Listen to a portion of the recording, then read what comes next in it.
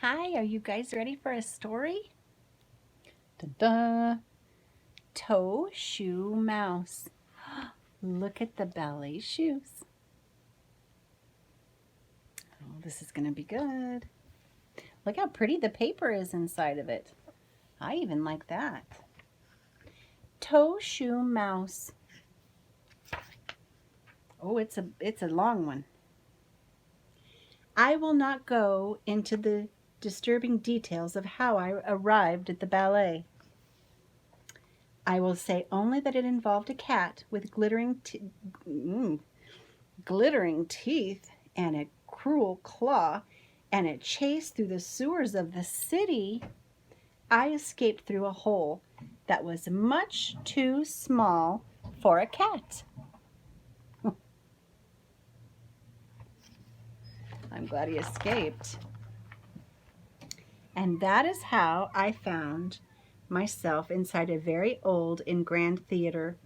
I climbed up to a plush velvet seat and spied a stage where people were moving to music.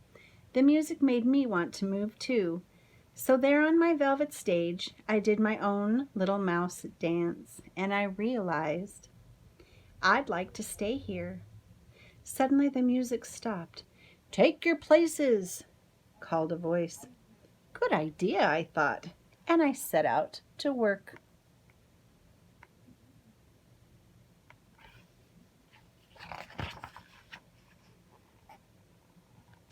I gnawed a cozy nest for myself in the soft velvet of a seat. I had barely settled in when I was startled by the arrival of a gentleman who thought the seat was his. I dashed toward the stage. Immediately, a mob of people began chasing me. Oh my goodness. Eek! They had big heavy boots on and, oh no, flashing swords. I ran up the steps under the door until I found myself a safe, quiet room.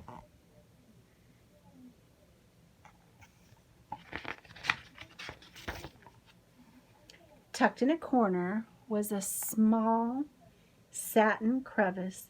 It was just the right size for hiding, and it was padded with a soft bed of lamb's wool. Calmed by the animal scent of the wool, I fell into a fitful sleep, dreaming of swords fights and soldiers.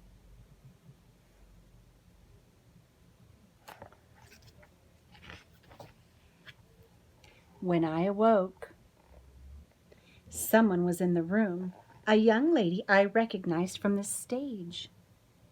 She stretched one leg high above her head. How did she do that?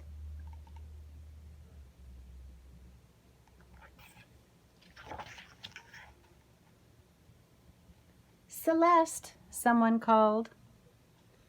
Even her name was graceful. The young woman left, and I slipped out after her to look for food. I was happy to find a few tasty tidbits and decided to bring some back for Celeste. Well, that was nice of him to find some to share. Because I was curious to see if she would like them, I hid again in the snug satin pocket. But in the morning, Celeste didn't eat a thing. Maybe she didn't like my choices. That night, I collected even tastier tidbits. But Celeste looked more puzzled than pleased.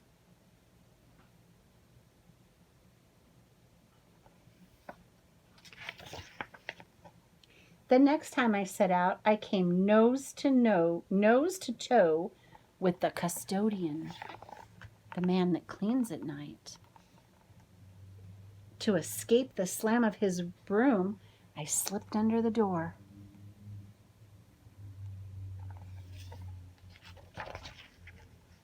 There, I discovered spools of rickrack and braid. I snipped a strand with my teeth, brought it back, and arranged it artfully for Celeste.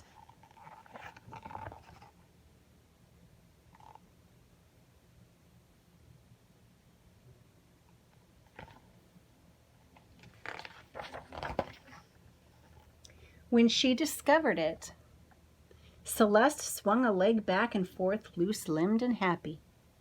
The next night, I brought her a curl of ribbon, and the night after that, A circle of sequins. I could tell that she liked them, her long legs Scissored and stretched.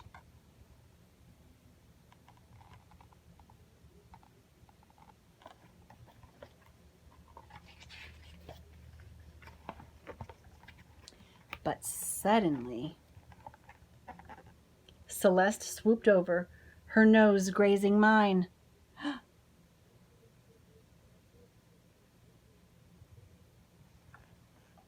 My instinct shouted, "Run!" So I tore out the door. As I skittered down the steps, the custodian spotted me, and he chased me to the tiny hole in the basement, and I squeezed through just in time, leaving the theater behind.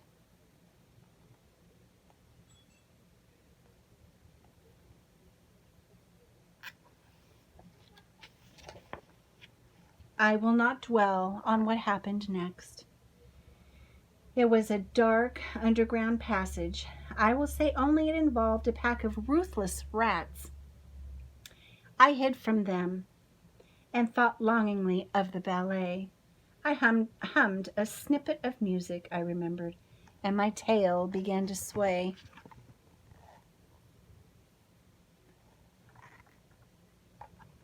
Oh no, the rats spotted it. They chased me down gullies, up gutters, and back through the hole that was too small for a rat.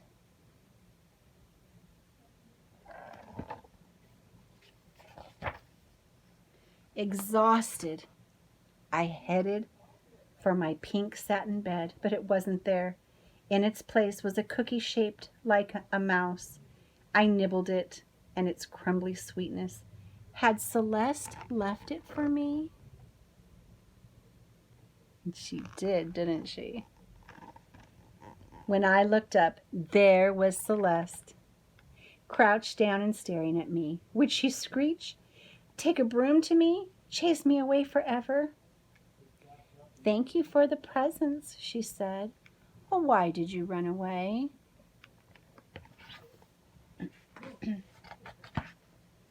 Celeste gave me a name, Tendu. But you can call me Stretch. She also tied a sash around me so everyone would know I am her pet.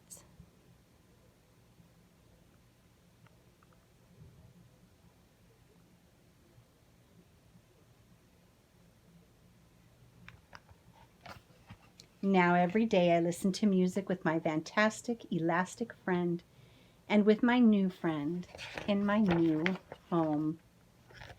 I dance. Do you like to dance? Dancing can be very fun. Sure is pretty, isn't it? They're pretty shoes. That's a good book. I like that book. Well, I hope you have a very good night and have sweet dreams. And I will read some more books again soon. Night, night. I love you.